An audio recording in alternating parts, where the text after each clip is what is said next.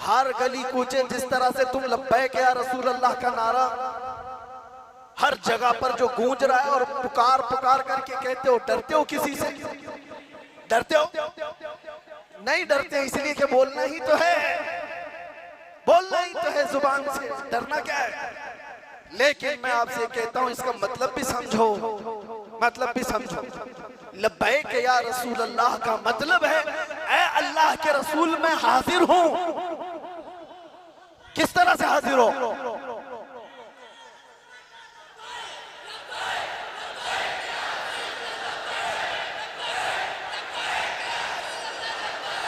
लब्बैक या रसूल अल्लाह। हम अल्लाह के रसूल की बारगाह में अपनी हाजिरी की बात कर रहे हैं, लेकिन हमें अपनी शक्ल भी देखना चाहिए।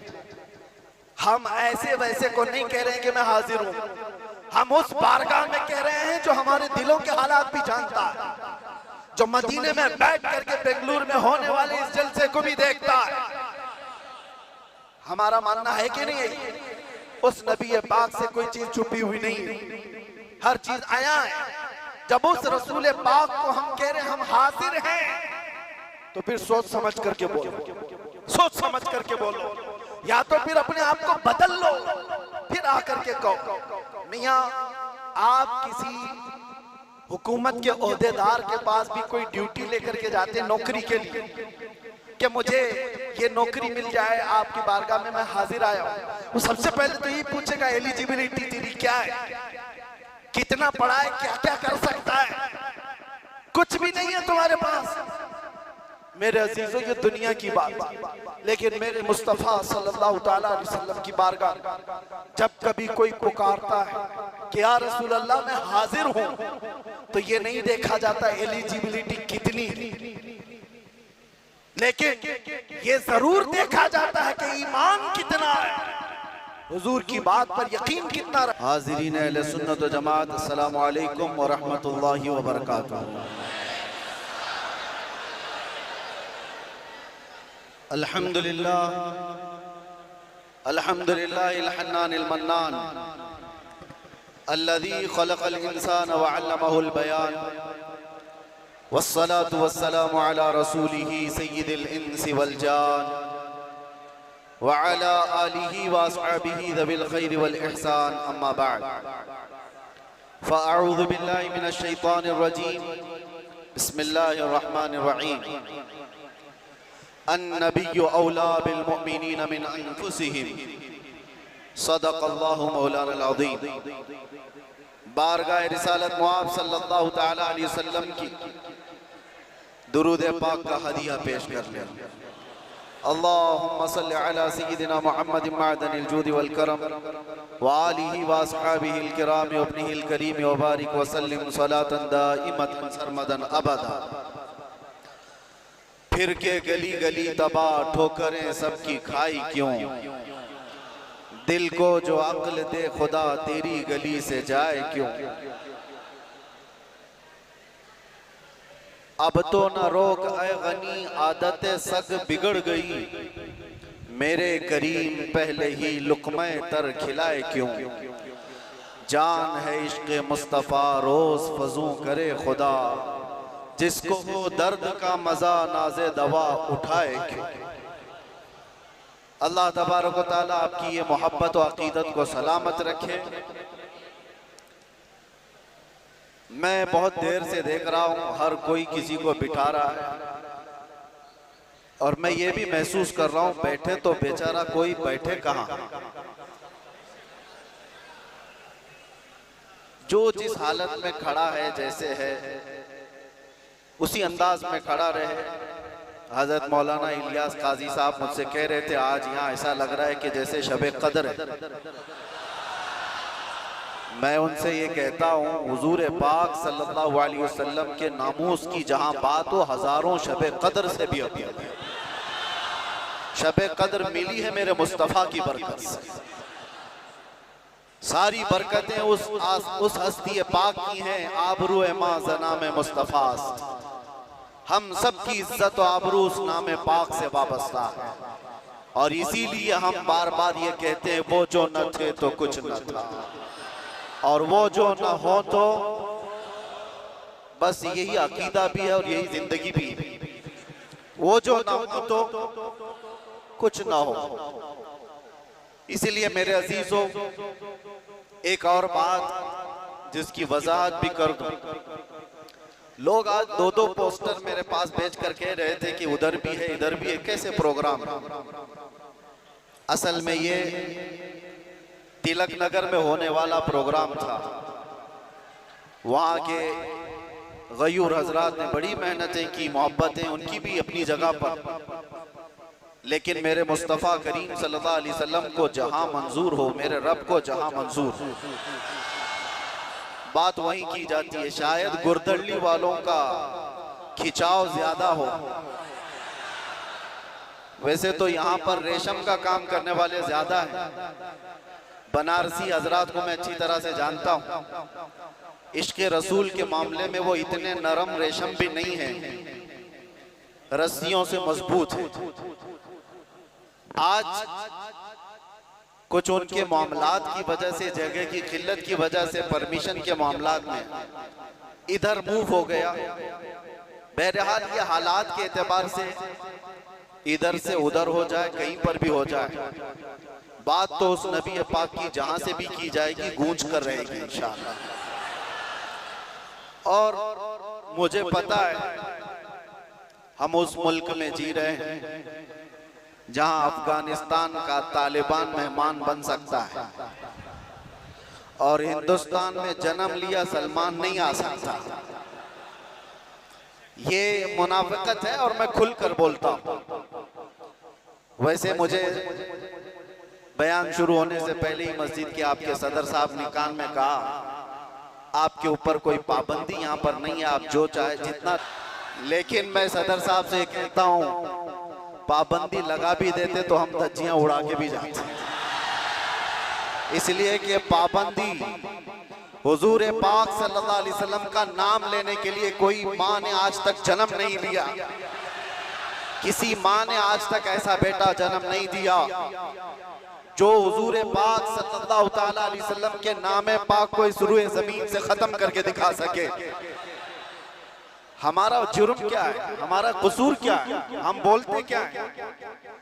हम बात सिर्फ मेरे मुस्तफ़ा करीम सल्लल्लाहु अलैहि वसल्लम की करते हैं। और अगर ये हुजूर पाक सल्लल्लाहु अलैहि वसल्लम के नाम और उनके नामूस की बात करना जुर्म है तो हर बार करेंगे, हर बार करेंगे, 100 बार करेंगे और वक्त आए तो सरेदार करेंगे।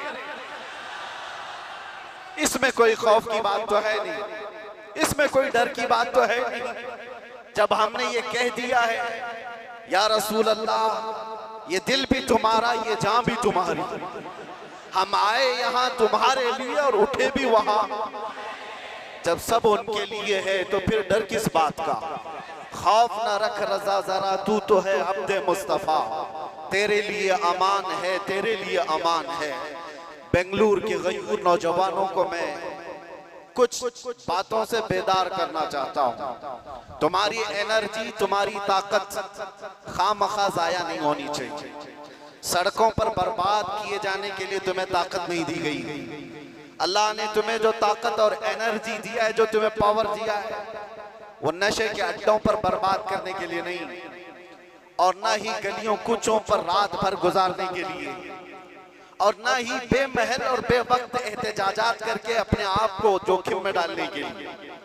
तुम्हारी एनर्जी और तुम्हारी ताकत एक एक पल किस चीज के लिए दी गई है आपको पता है?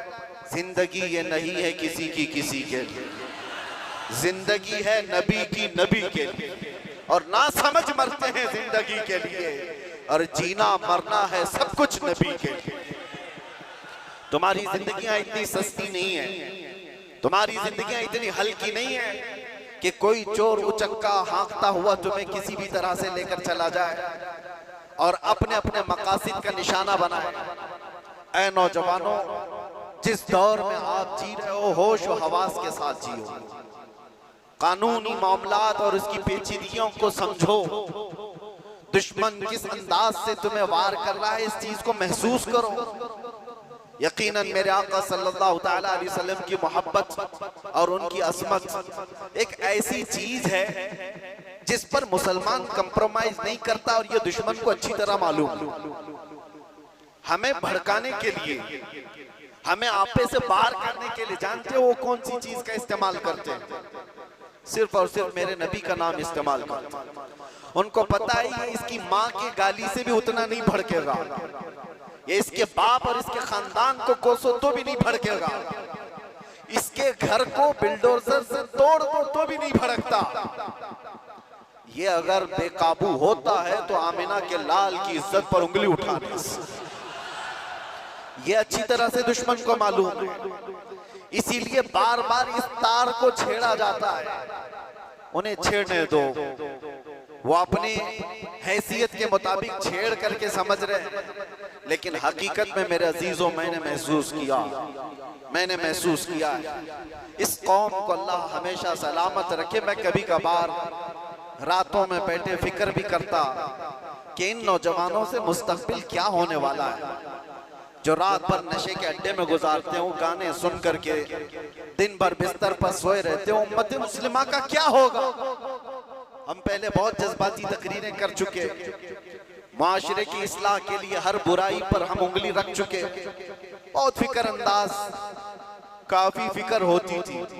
लेकिन मैंने देखा ये वो नौजवान जो नशा में, मेरे साथ जेल की कैद काटे हुए नौजवानों को भी जानता हूं, जो हर तरह का नशा करके आए हुए थे, एडिक्ट थे, और कोई 10 साल से, कोई 15 साल से, कोई 20 साल से, और सारी कड़ियां जोड़ करके मैं आकर के देखता हूं कौन है जो इन्हें नशा पर उभारता है, कौन इनकी गलियों में नशा बेचता है, कौन सप्लायर है, कौन उभारता है, कौन पहुंचाता है।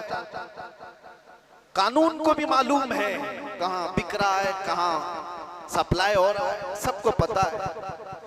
और खासकर तुम्हारे मोहल्ले में, ये सिर्फ बेंगलुरु की बात नहीं, जाओ मुंबई जाओ, कलकत्ता जाओ, दिल्ली जाओ, किसी भी, हैदराबाद, हर इलाके में मुसलमान क्राउडेड जो इलाके हैं, हमारी ज्यादा आबादी जहां पर, उन इलाकों को इन तमाम बुराइयों से घेर लिया गया है, नशा से। क्यों तुम टारगेट हो? वजह यही है मेरे अजीज, इसलिए कि दुनिया को खौफ दूसरी कौमों से नहीं, मोहम्मद अरबी के गुलामों से इतना डर है कि इसी दिन ये खड़ा हो गया तो दूसरों की नींद हराम कर देगा। पता है इसको इन तमाम खुराफात में मुलव्विस करके, नशा का आदी बना करके इसको सुला दो। ठीक है, इन्होंने कर लिया, किसी को 10 साल से, किसी को 20 साल से, किसी को 25 साल से नशा में मुब्तला करके रख दिया। हम भी डरे हुए थे कि ये नशा खोर नौजवान क्या करेंगे, मुस्तकबिल क्या होगा इनका। लेकिन मेरे अजीजों, मैंने अभी माजी करीब में, साल 2 साल में ये भी महसूस किया, नशा छोड़ना आसान भी नहीं है। जो एडिक्ट होता है वो जल्दी छोड़ता भी नहीं। अरे गुटखा नहीं छोड़ता तो वो दूसरी बातें कहां जल्दी छोड़े। लेकिन मैंने इलाज भी देखा, ये वो नौजवान 10 साल, 12 साल, 15 साल से नशा में एडिक्ट हैं।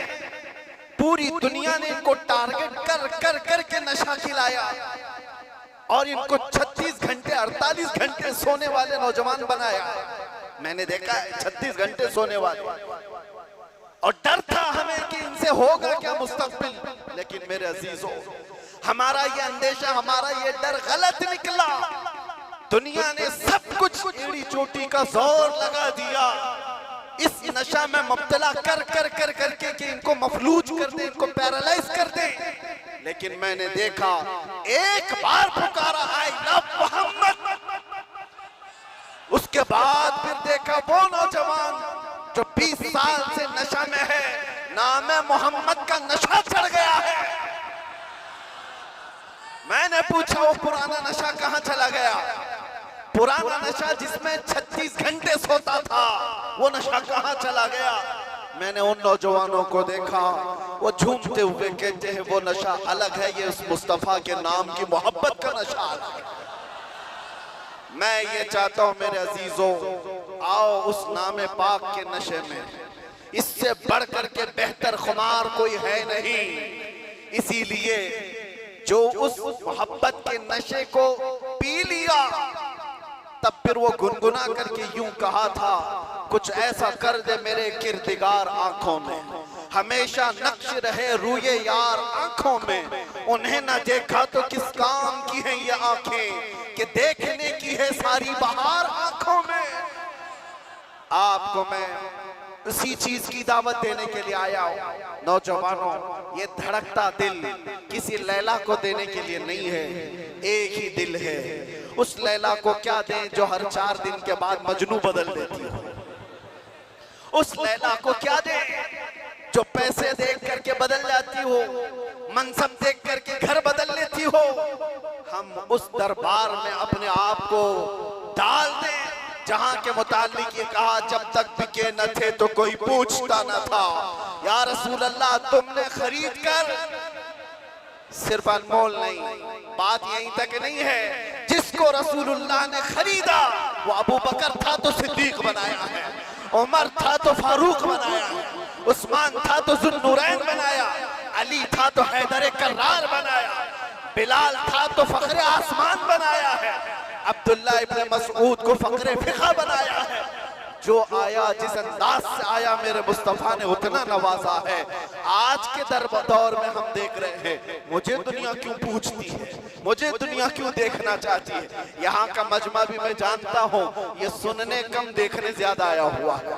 सुनने के लिए तो यूट्यूब से सुन ही रहे, सारी तकरीरें पहुंच भी रहे, और ऑनलाइन अभी भी चल रहा होगा, घर बैठ के देख सकते हैं। लेकिन ये उमड़ता हुआ मजमा जो देखने के लिए आया है, वो इसलिए कि मेरे अजीजों, दुनिया को ये बता दें, दुनिया सेलिब्रिटीज को देखने के लिए कतार लगाती होगी, ये उम्मत ऐसी है मुस्तफा के कैदी को देखने के लिए उमड़ आती है।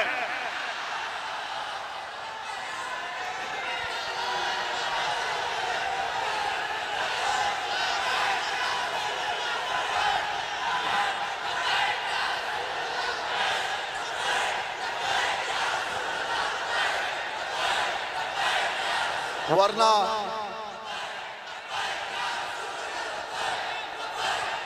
तवज्जो मेरे अजीजों, इस भरी दुनिया में हम जानते हैं जेल से छूटा हुआ आदमी मुंह छुपाकर घूमता है। लोग क्या बोलेंगे, जेल से आया है, ना हम जाने में मुंह छुपाए थे ना आने में मुंह छुपाए। अरे वो छुपा करके वो जाए जो चोरी करके गया हो, जो डकैती करके गया हो, रेप केस में अंदर गया हो, माल खा करके अंदर गया हो, वो क्यों मुंह छुपाए जो लब्बैक या रसूलुल्लाह कह कर गया हो। आपके लिए भी मैं कह रहा हूं, मुंह छुपाने की नहीं, ये मुंह उठाने का वक्त है, उठाने का वक्त है। इसलिए कि मेरे अजीजों, उस नामे पाक के बाद अगर कोई मुसीबत आती है तो ये हुकूमतें या ताकतों के जरिए से वो तो जरिया बनते हैं। असल बात ये है कि हमें अल्लाह तबारक व तआला उस अजीम इम्तिहान से गुजारना चाहता है जो बिलाल हबशी को दिया गया है, जो खब्बाब बिन अल-अरत को दिया गया है, जो खुबैब बिन अदी को दिया गया है, जो ज़ैद बिन दसना को दिया गया है। मैं तारीख पढ़ता हूँ, हमेशा एक बात याद आती है, मेरे साथ भी सेम मामला हुआ था। हालांकि कंपेरिजन कुछ नहीं, बिला तशबीह बिला तमसील। इमाम अहमद बिन हम्बल 5 लाख हदीसों के हाफिज हैं। आपको एक फतवे की वजह से 3 बार कोड़े मारे गए, 3 बार। और कोड़े किसको कहते हैं? ये जो कमर का बेल्ट है इसको नहीं, वो चमड़े का पट्टा होता था, एक बार मारते थे तो चमड़ी लगकर आ जाती थी। ऐसे कभी 80 कोड़े, कभी 100 कोड़े। इमाम अहमद बिन हम्बल को जब ले जाया जा रहा था, ये तीसरी मर्तबा था, वक्त का खलीफा जब जल्लाद को हुक्म दिया कि इस बार फिर इनको कोड़े मारो, इनको फतवा वापस लेने के लिए कहो। एक शख्स ने कान में आकर के कहा, वो भी बड़े आलिम थे उस वक्त, कहा कि आप मुझसे कान में कहते से मैं सारा मामला सही कर लूंगा, निपटा लूंगा। आपने कहा, मेरे मुस्तफा की इज्जत और उनकी शरीयत कानों में नहीं बोली जाती, कानों में नहीं। इसलिए हम भी भरे मजमा में कहते हैं। आप जा रहे थे तो एक मशहूर चोर था, बगदाद था, उसने पुकार करके क्या कहा, अहमद बिन हंबल, सुनो मैं चोरी में 1500 कोड़े खा चुका हूं। चोरी कर कर करके बार बार पकड़ा जाता हूं, कोड़े खाता हूं, लेकिन फिर भी मैंने चोरी नहीं छोड़ी। चोरी अभी तक मुझसे छूटी नहीं है। ऐ अहमद बिन हंबल, मैं चोरी छोड़ भी दिया अगर, तो ज्यादा से ज्यादा मेरे बच्चों के पेट पे फर्क आ सकता है। आप ये कोड़ों के डर से हक बात बोलना ना छोड़ें, इसलिए कि अगर आप समझौता कर लिए तो पूरी उम्मत बर्बाद हो जाए।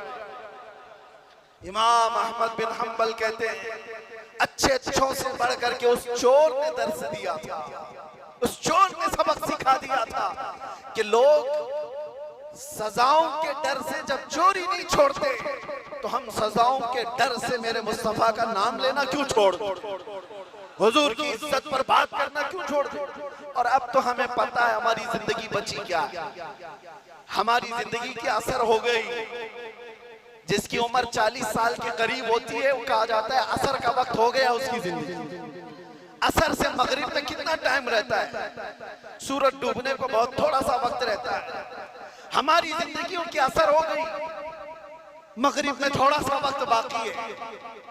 जो जीना था रब तबारक व तआला ने खुशियां अता की, बचपना भी खुशहाल, हमारी जवानी भी खुशहाल, हमने जो पढ़ना था पढ़ लिया, शादी बच्चे सब हो गए, तिजारत भी हो गई, माल भी, घर भी, सारी चीजें अल्लाह ने जो जीने की दुनिया में सराय सब अता कर।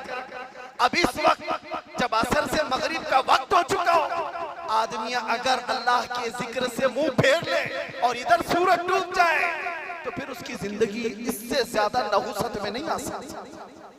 उससे बदकिस्मत कौन है जिसकी फजर अच्छी हुई, जोहर अच्छी हुई, असर तक अच्छे पहुंचा, और असर के बाद बिगड़ गया, तो उससे बढ़ करके बदनसीब कौन है। इसलिए मेरे अजीजों, अब तो हम कंप्रोमाइज नहीं करने वाले, अब तो हम समझौता नहीं करने वाले। अब जो होना है, जिसको हमारे मुहावरों में कहा जाता है, जब सर ओखली में रख दिया तो मुसल से क्या डर, आदमी को पता है। बहरहाल आपसे मेरा एक मैसेज है, आपसे मेरा एक पैगाम, ये और फितनों का दौर आता जाएगा, और फितनों का दौर बढ़ता जाएगा। मेरे नबी पाक सल्लल्लाहु अलैहि वसल्लम ने फरमाया, मैं देख रहा हूँ फितने मेरी उम्मत पर इस अंदाज से आ रहे हैं जैसे बारिश के कतरे, बारिश के कतरे जिस तरह आ रहे हैं, इस तरह से फितने आएंगे। तस्बीह का दाना, यानी तस्बीह उसकी गांठ अगर टूट जाए तो दाने किस तरह से बिखर जाते हैं। हुजूर पाक फरमाते हैं, उम्मत में फितने इसी तरह से होंगे, एक दाना पकड़ने जाओगे दूसरा सरक जाएगा, दूसरा पकड़ने जाओगे तीसरा निकल जाएगा। तुम एक फितने से निकल करके आ रहे होगे, दूसरा से तो मैंने देखा ही नहीं, जबकि उसके बाद फिर फितना आएगा। हुजूर फरमाते उसको देखकर फिर कहोगे तुम इससे बड़ा तो मैंने देखा ही नहीं। इस दौर में हम जिंदगी गुजार रहे हैं, हर आने वाला दिन एक नया फितना लेकर के आएगा। इसी जमाने के मुतालिक मेरे मुस्तफा सल्लल्लाहु अलैहि वसल्लम ने फरमाया, तुम्हारा ईमान पर कायम रहना इतना मुश्किल हो जाएगा जितना हथेली में अंगारा लेकर खड़ा होना मुश्किल हो जाएगा। आग का अंगारा लेकर आदमी हथेली में खड़ा हो सकता है, इतना ही मुश्किल हो जाएगा। मैं देख रहा हूं उस दौर को, लोग हवाओं में ईमान बेच देते हैं। आज जिसकी हवा देखा उसकी बोली बोलना शुरू कर दिया, इधर आंधी चल रही है उसके पीछे भाग गए। इसीलिए हुजूर पाक सल्लल्लाहु अलैहि वसल्लम ने यह भी फरमाया था कि ताकत की बोलबाला ऐसा होगा कि लोग उसी को सब कुछ समझ रहे होंगे। आज वही है, ताकत, हुकूमत, सत्ता जिसके पास है, लोग ये समझते हैं उनके साथ ही रहने में भलाई है, उनके साथ ही रहने में भलाई है कि कुछ उनका छूटा हुआ झूठा खाने को मिल जाएगा। मेरे अजीजों, ये ईमान की अलामत नहीं। हुजूर ने ये भी फरमाया, दज्जाल जिस वक्त जमाने में आएगा, दज्जाल उस वक्त का हाल ये होगा, हजारों की तादाद में लोग ईमान छोड़कर उसकी फौज में शामिल हो जाएंगे। और हुजूर ने फरमाया, दुनिया शुरू होने से लेकर कयामत तक उससे बड़ा कोई फितना नहीं। वो दौर भी आने वाला है, उस दौर की अलामत में क्या बताया मेरे आका ने? इरशाद फरमाया, सच को झूठ बना दिया गया होगा और झूठ को सच बना करके पेश किया जा रहा होगा। क्या आज ये पूरा निजाम कायम नहीं है? ये सारा मीडिया ये दज्जाली निजाम पर चल रहा है। ये सब दज्जाल के चेले जितने भी बैठ करके भोंकते, जो सच्ची बात होगी उसको ऐसा तोड़ मरोड़ करके बयान करो कि वो झूठी लगने लगे, और झूठ को इतना सजाओ, इतना बोलो कि सच लगने लग जाए। आज उस दौर में तुम जी रहे हो। कितने बड़े बड़े चैलेंजेस हैं तुम्हारे पास, कितने बड़े बड़े चैलेंजेस हैं। ईमान पर कायम रहना मुश्किल हो जाएगा। इन हालात में अब आला हजरत क्या फरमाते, इरशाद फरमाते, जब ऐसे हालात होंगे उसको कहा गया है सूना बन है, सोना जहर है। सोना पास है, सोना बन है, सोना जहर है। उठ प्यारे, 3 बार फरमाया आला। सोना पास है तेरे, सोना क्या है? गोल्ड तेरे पास है। सोना बन है, बन कहते हैं जंगल को। सोना जंगल सुना होगा नाम, वीरान है, बिल्कुल आवाज ही नहीं है। सोना जंगल है, सोना पास है, सोना बन है, और ऐसे वक्त में सोना जहर है। समझ में आई बात? 3 बार सोने का लफ्ज इस्तेमाल किया और तीनों में अलग अलग माने। सोना पास है, सोना बन है, और सोना जहर है। उठ प्यारे, तू कहता है मीठी नींद है तेरी मथी निराली है। शहद दिखाए जहर पिलाए, कातिल डाइन शोहर खुश। इस मुर्दार पे क्या ललचाए, दुनिया देखी भाली। आज उसी दौर में हम जी रहे हैं। शहद दिखाए जहर पिलाए। तुम्हें जितना सजा सवार करके दिखाया जाता है, ये असल दुनिया नहीं है नौजवान। मैंने ये सारी तमहीद इसलिए बांधी कि तुमको हाँक रही है दुनिया किस तरफ। तुम टेलीविजन पर थिरकने वाली तस्वीरों को देखकर फिदाई बन गए। तुम सोचने लग गए कि ये बड़ा स्टार आदमी है, ये हीरो है, ये एक्टर है, ये कोई एक्ट्रेस है, इसके पहने हुए कपड़े, इसका बनाया हुआ हेयर स्टाइल, इसके चलने के अंदाज, इसके खाने के अंदाज, इसने अगर किसी चीज की एडवर्टाइज की तो उसको लेकर पड़े जाना। ये दुनिया की दिखाई हुई परदेसी नींव पर जिसके पीछे तुम पागल हुए जा रहे हो, ये वही दुनिया है जो शहद दिखा रही है और जहर पिला रही है। असल में मामला ये है मेरे अजीजों, तुम्हें इस वक्त जगाना हमारी बहुत बड़ी जिम्मेदारी है, बहुत बड़ी जिम्मेदारी है। तुम इस जादू को समझो, इस जादू को समझो जो दुनिया तुम्हें खींच रही है, क्या बनाना चाहती है। मैं साफ लफ्जों में अगर कहूं तो तुम्हें क्या बनाना चाहती है। एक नौजवान को देखा, कानों में बालियां, हाथ में चूड़ी और बालों में चोटी हुई। हमने देखा अच्छा खासा नौजवान बन क्या गया, ना मर्द दिखता है ना औरत दिखता है। दुनिया तुझे तीसरी मखलूक बनाना चाहती है और तू शौक से इसके पीछे भाग रहा है। कभी सोचा भी नहीं औरतों को क्या बनाना चाहती है। पूरे जिस्म का लिबास हटा दे, बस कपड़ों के टुकड़े ऊपर और नीचे लगा दे, और इसको ये कहते हैं कि दुनिया का सबसे बेहतरीन फैशन है। अगर नंगा रहना फैशन है तो भैंस ज्यादा फैशनेबल है, हो तो कुछ भी नहीं पहनती। जानवर सबसे ज्यादा फैशनेबल है, नंगे रहने को फैशन कहा जाता है। सोचो मेरे अजीजों, मैं ये बातें क्यों कह रहा हूं। वो निजाम भी मैं देख करके आया जहां भाई बहन की शादी को आज जायज करार दिया गया। हुकूमतों से लोग लड़ रहे हैं कानूनी हक लेने के लिए। इटली में, नीदरलैंड में लोग ये कानून पारित करवाना चाहते हैं कि भाई बहन से शादी करने की इजाजत दी जाए। अब तो दुनिया की कितनी ऐसी हुकूमतें जो होमोसेक्सुअलिटी को पूरी तरह से अलाउ करके रखी हुई है। मर्द मर्द से शादी कर सकता है, औरत औरत से निकाह कर शादी कर सकती है, माँ बेटे के साथ चाहे तो रह सकती है, बाप बेटी के साथ चाहे तो रह सकता है। इसको फ्रीडम कहा जाता है। मेरे अजीजों, जानवरों से भी ज्यादा जलील तुम्हें बनाना चाहती है ये दुनिया। इसलिए मैं कह रहा हूं, उठो वो घर न हश्र न होगा फिर कभी। दौड़ो के जमाना चाल अपनी चल गया। तुम्हारे पास अब एक ही इलाज है, एक ही इलाज है, एक ही इलाज है। तुम कहां कहां से बच पाओगे इनके वार से। तुम्हारे घरों में जो टेलीविजन है, सोचते थे पहले कि टीवी चालू करेंगे तो नंगे नाच होंगे। अब वो जमाना भी गया। इस दुनिया ने तुम्हारे हाथों में पहुंचाया। तुम्हारे हाथों में नहीं बल्कि तुम्हारी उंगलियों के एक टच में जितनी गंदी फाहिशा चीजें देखना हो सब देख सकते हो। तुम्हारी आंखों की हया खत्म, तुम्हारे दिल का सुरूर खत्म, तुम्हारे रूह का नूर खत्म, सब चीजें छीन ली गई। और तुम कहां कहां बच पाओ, कहां कहां बच पाओगे, कैसे कैसे इन वारों से बच सकते हो। एक ही इलाज है, एक ही इलाज है जिसको इकबाल ने 10 साल अपनी मेहनत के बाद कहा था। वो इलाज ये है कि मोहम्मद से वफा तूने तो हम तेरे हैं। ये जहां चीज है क्या, लोहो कलम तेरे।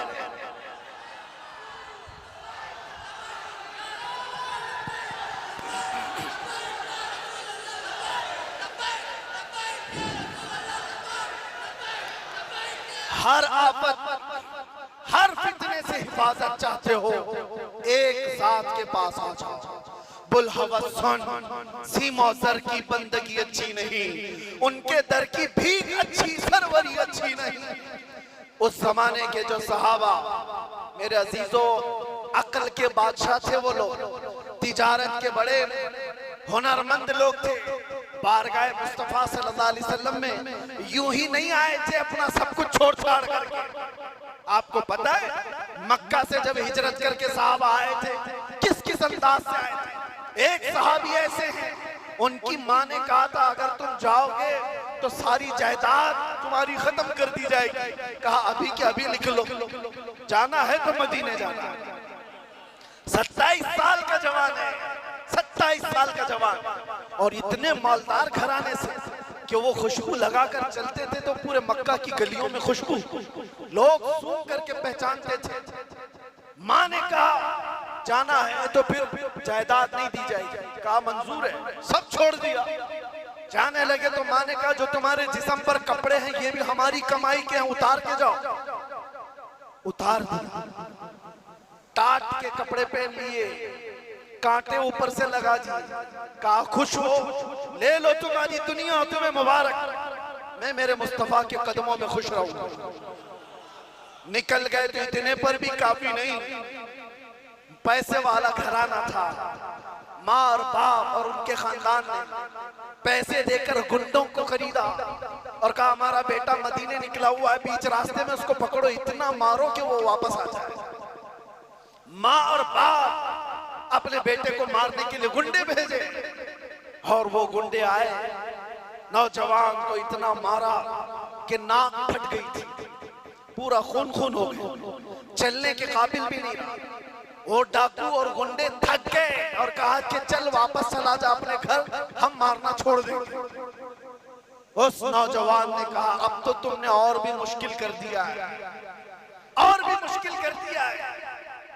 इस दर्द को सहने के बाद अगर मैं वापस चला गया तो मुझसे बड़ा बुज़दिल कौन होगा। अब तो मैं वापस नहीं जा सकता। 9 दिन का लंगड़ लंगड़ करके सफर किया, मदीने पहुंचे। अल्लाहु अकबर, कौन सी चीज थी जो उनको इस तरह खींची खींची लाती थी। मार भी खाया, जायदाद भी छोड़ी, घर भी छोड़ा, वालिदैन भी। और इधर सहाबा कहते मगरिब का वक्त था, अजान हो चुकी थी, सब मस्जिद नबवी की तरफ जा रहे थे। मेरे आका सल्लल्लाहु अलैहि वसल्लम मस्जिद के बाहर है। अचानक हुजूर तशरीफ लाए बाहर, तो सहाबा भी बाहर। हुजूर अपनी गर्दन ऊंची कर करके किसी का इंतजार कर रहे हैं। सहाबा ने पूछा या रसूलुल्लाह कोई कबीला आ रहा है, कोई खानदान आ रहा है? हुजूर ने फरमाया नहीं, मेरा एक दीवाना मेरी मोहब्बत में मार खा के आया।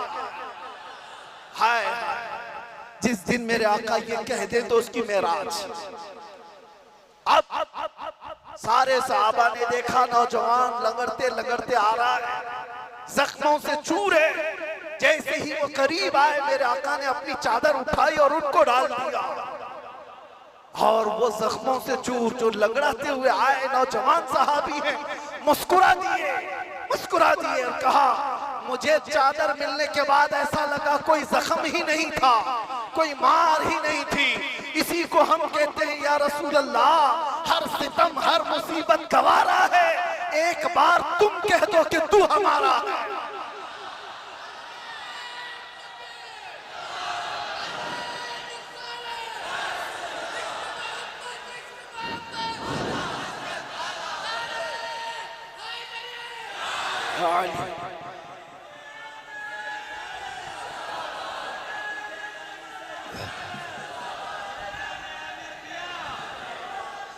हर सितम हर मुसीबत गवारा है, या रसूल अल्लाह एक बार तुम कह दो कि तू हमारा है। मेरे नौजवानों, इस बात पर जीना शुरू कर दो, जिंदगी बड़ी आसान हो जाएगी, बड़ी आसान हो जाएगी। हर तकलीफ हर मुसीबत में सिर्फ इतना कह दो, मैं हर चीज गवारा कर लूंगा, मेरे नबी की एक नजर मुझ पर हो जाए एक बार। और सहाबा कहते हैं अल्लाहू अकबर। एक बात मैं आपको बताऊं, ये सहाबा जो इतना मार खाए, इतनी मुसीबतें उठाई, उनसे पूछा गया आपने तो दीन के रास्ते में बड़ी कुर्बानियां दी, जैसे लोग आज भी हमसे कहते हैं ना आपकी तो कुर्बानियां बहुत है। हाँ, उलमा से भी मैं कहता हूँ, अल्लाह अगर हमको 1000 साल की उम्र दे और बिला नागा हर रात हम पूरी रात खड़े होकर हुजूर पाक की सीरत बयान कर कर करके लोगों में तबलीग करें, इसको भी अगर आप कहते हैं बड़ी कुर्बानी है, आओ सहाबा की बारगाह में, सहाबा की बारगाह। उस सहाबी से पूछा गया इतना कुछ बर्दाश्त किया, इतना कुछ मिला क्या आपको, बदले में क्या मिला? अल्लाहु अकबर। इश्क वालों का जवाब सोचिए, सुनिए। वो कहते हैं कौन है जो ये कह रहा है कि मैं बहुत मुसीबतें उठाई? अरे ये तो कुछ भी नहीं, हमारे सारे अमाल बहुत छोटे हैं उनकी एक मुस्कुराहट पर, उनकी एक मुस्कुराहट पर सारी दुनिया से बढ़कर के कीमती है उनकी एक निगाह, उनकी एक नजर। मोहब्बत का तकाजा ये है मेरे अजीज, मोहब्बत का तकाजा। अपनी सारी मेहनतों को छोटी समझो और अपने नबी की एक नजर को बहुत बड़ा समझो। अगर वो एक बार मुस्कुरा दे तो ये बहुत बड़ी दौलत है। तुम पूछते हो क्या दिया, क्या दिया, कितना मिला, ये मत पूछो, एक नजर भी हो जाए तो बहुत बड़ी है, जिसके इंतजार में जिब्राइल अपनी पेशानी तलवों पर लगाते हैं।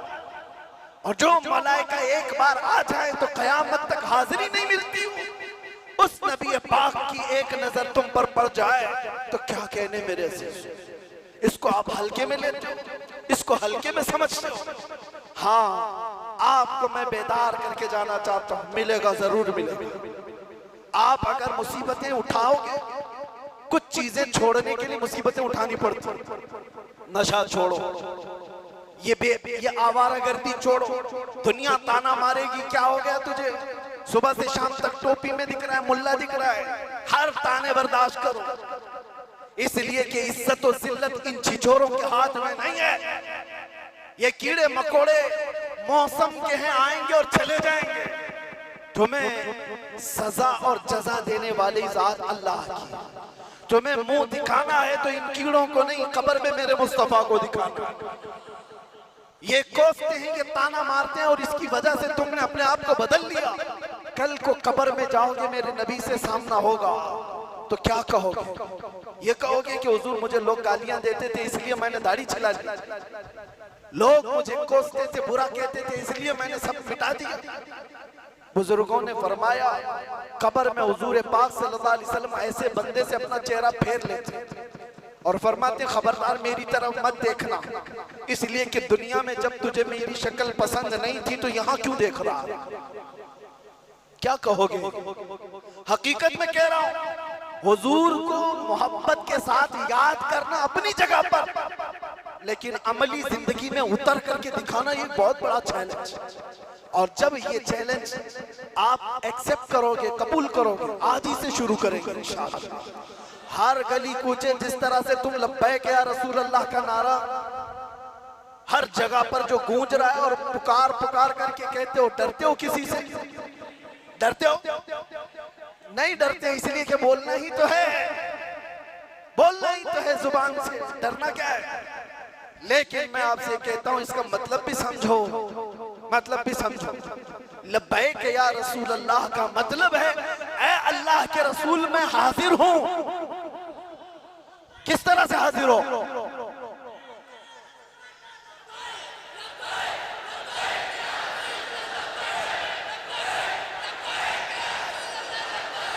लब्बैक या रसूल अल्लाह, हम अल्लाह के रसूल की बारगाह में अपनी हाजिरी की बात कर रहे हैं, लेकिन हमें अपनी शक्ल भी देखना चाहिए। हम ऐसे वैसे को नहीं कह रहे हैं कि मैं हाजिर हूं, हम उस बारगाह में कह रहे हैं जो हमारे दिलों के हालात भी जानता है, जो मदीने में बैठ करके बेंगलुरु में होने वाले इस जलसे को भी देखता है। हमारा मानना है कि नहीं है, उस नबी पाक से कोई चीज छुपी हुई नहीं है, हर चीज आया है। जब उस रसूल पाक को हम कह रहे हैं हम हाजिर हैं, तो फिर सोच समझ करके बोलो, सोच समझ करके बोलो, या तो फिर अपने आप को बदल लो, फिर आकर के कहो। मियां, आप किसी हुकूमत के ओहदेदार के पास भी कोई ड्यूटी लेकर के जाते हैं नौकरी के लिए कि मुझे ये नौकरी मिल जाए, आपकी बारगाह में मैं हाजिर आया हूं, वो सबसे पहले तो ये पूछेगा एलिजिबिलिटी तेरी क्या है, कितना पढ़ा है, क्या क्या कर सकता है? कुछ भी नहीं है तुम्हारे पास। मेरे अजीजों, ये दुनिया की बात, लेकिन मेरे मुस्तफा सल्लल्लाहु अलैहि वसल्लम की बारगाह जब कभी कोई पुकारता है कि या रसूल अल्लाह मैं हाजिर हूं, तो ये नहीं देखा जाता एलिजिबिलिटी कितनी है, लेकिन ये जरूर देखा जाता है कि ईमान कितना है, हुजूर की बात पर यकीन कितना रखता है। अब आओ, मैं जो बात कह रहा था उसको कंप्लीट करता हूं। मुसीबतें कुछ आएंगी, और जब ये स्ट्रगल करके बर्दाश्त कर ले जाओ, तो वो चीज मिलने वाली है जिसका जिक्र मैंने छेड़ा। सारी मुसीबतें आ जाए, मैं जानता हूं, लेकिन क्या है, बातें बहुत वायरल होती हैं, हम तो छुपे हुए नहीं रह गए, जो भी बात कहे बहुत फैलती है सब चीजें। और बेचारे यूट्यूबर तो इसीलिए खड़े ही रहते हैं कि कितना मसाला लगाना है और कितने थंबनेल लगाना है, क्योंकि वो अपने व्यूज के चक्कर में बेचारे कौन कौन से मसाले लगाते हमें भी नहीं पता रहता। ये तो कितनी मर्तबा हमको कैद भी करते हैं, कितनी मर्तबा आजाद भी करते हैं, कितनी मर्तबा इंतकाल भी करा देते हैं। इसकी वजह से, इनकी वजह से ज्यादा मुसीबत होती है यूट्यूबर्स। हाँ, मैं उनसे कहता हूँ ये भी एक अमानत है, बात को जैसी है वैसी पेश करो। एक मसला मैं आपको बता रहा हूं, जेल का एक कैदी नौजवान, मैं पूरी तफसील नहीं बता रहा, लेकिन इतनी बात जरूर है कि वो नामूसे रिसालत का सफीर, शब बारात शाबान की 14वीं गुजर चुकी है, 15वीं रात आई, इतना परेशान हो चुका था कि घर वाले भी मिलना छोड़ दिए, बहुत सारे मामलात में सालों से कैद था। बहुत लंबा खत मेरे पास है, बहुत लंबी चिट्ठी मेरे पास आई, कहा कि मैं बता नहीं सकता, इतना परेशान था कि लोगों के लिए और कैदियों के लिए मुलाकात ही आते थे, उनके घर वाले आते थे, मिलते थे, 8 दिन में एक मरतबा कुछ सामान देख करके जाते थे और तसल्ली हो जाती थी। मेरे तो महीनों हो गए और अब तो बरसों हो गए, कोई आ ही नहीं रहा था, सालों हो गए, तंग आ गया था। और उस दिन 14वीं शाबान, जेल में भी छोटी मोटी ईदें मना ली जाती, शब बारात मालूम हो गई। ये मैं अपने कैद की बात नहीं कर रहा हूँ, ये बाहर मेरे पास जो लेटर आया वो मैं बात कर रहा हूँ। उस नौजवान ने मुझे मुखातब करके लिख करके भेजा, इतना परेशान था कि दुख भरी आवाज से मैं रोना चाह रहा था, रोना नहीं आ रहा था, आंसू मेरे सूख गए थे। मैंने अल्लाह की बारगाह में उस रात को पहली मर्तबा मौत की तमन्ना की, कहा कि अब बहुत हो गया, चाहे मैं मर जाऊं तो अच्छा हो जाता। फिर फौरन तौबा किया कि अल्लाह के नबी ने मना फरमाया, मुसीबतों से घबरा करके मौत की तमन्ना करना जायज नहीं, हराम है। वो नौजवान कहता फौरन मैंने तौबा किया, मुझे मेरे नबी का ख्याल आया। वो कहता है रात की तारीकी हुई थी, मैंने उस दिन खाना भी नहीं खाया इसी गम में कि काश अगर बाहर होता तो ईद का माहौल होता, लोगों में घुल मिल रहा होता, घर में खुशियों का माहौल होता, मैं तन्हा कोठरी में परेशान। वो कहता है अचानक मेरी कोठरी में नूर और रोशनी भरी हुई है, मैं घबराया और कपकपी तारी हो गई, मेरी आंखें बंद थी। मैंने महसूस किया कि कोई तो कमरे को मेरे टार्च लगा करके रोशन किया हुआ। पुलिस वाले चेक करने आते हैं कभी कभार, लेकिन वो कहता है वो रोशनी टार्च की नहीं थी, इतनी बढ़ती गई बढ़ती गई बढ़ती गई। बाद में मैंने महसूस किया कि किसी की आहट महसूस की जा रही है। मैंने घबरा करके पूछा कौन आया है? आने वाले ने कहा अना मुहम्मदुर रसूलुल्लाह।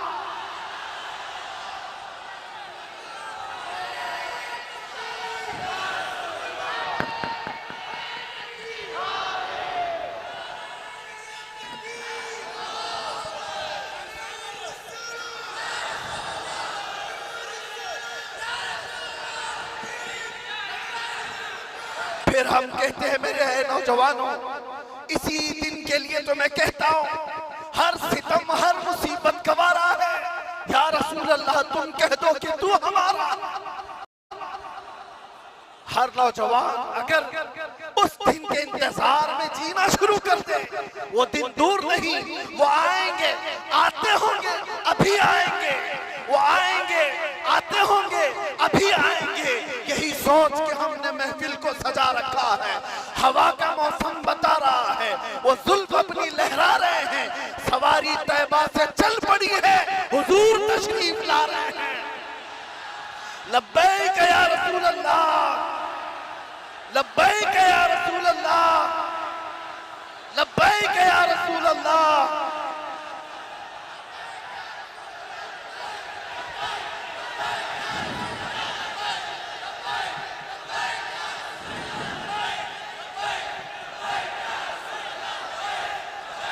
मेरे अजीजों नौजवानों, जो कुछ बयां हुआ वो आवाज़ बाप था। बात जब नबी पाक सल्लल्लाहु अलैहि वसल्लम की आती है, हमारे ईमान के तार को जब कोई छेड़ता है, तो बहरहाल अब मेरे जज्बात बाकी नहीं, अब मैं तवील गुफ्तगू नहीं कर पाऊंगा। इतनी बात जरूर कहूंगा, इस पर आ जाओ और जिंदगी गुजारो। उन्हें जाना, उन्हें माना, न रखा गैर से काम, लिल्लाहिल हम्द मैं दुनिया से मुसलमान गया। कुव्वत इश्क से हर मस्त को बाला कर दो, दहर में नामे मोहम्मद से उजाला कर दो। दुनिया के तानों को छोड़ दो, हमें क़यामत के दिन देखना है। अर्श हक है मसनद रिफात रसूलुल्लाह की, देखनी है हश्र में इज्जत रसूलुल्लाह की। सब मिलकर के एक बार हम ये अहद करेंगे, तय करेंगे, हमारी जिंदगियों पर, हमारी जानों पर, हमारे दिल पर, हमारी रूह पर, हमारे सर पर किसी के बाप का कब्जा नहीं है। हमारी जानों पर किसी का कब्जा है तो किसका है? जमीन और समा तुम्हारे लिए, मकीनो मका तुम्हारे लिए, चुनीनो चुना तुम्हारे लिए, बने तो जहां या रसूल अल्लाह दहन में जुबान तुम्हारे लिए, बदन में है जा। हम आए यहाँ, उठे भी वहां, सबा वो चले के बाग फले, वो फूल खिले के दिन हो भले, लिवा के तले सना में खुले, रजा की जुबान तुम्हारे लिए, लिवा के तले सना में खुले, हम सब की जुबान या रसूल अल्लाह तुम्हारे लिए। अगर आपको ये वीडियो अच्छी लगी हो, प्लीज वीडियो को लाइक, शेयर एंड सब्सक्राइब जरूर करें जी। शुक्रिया।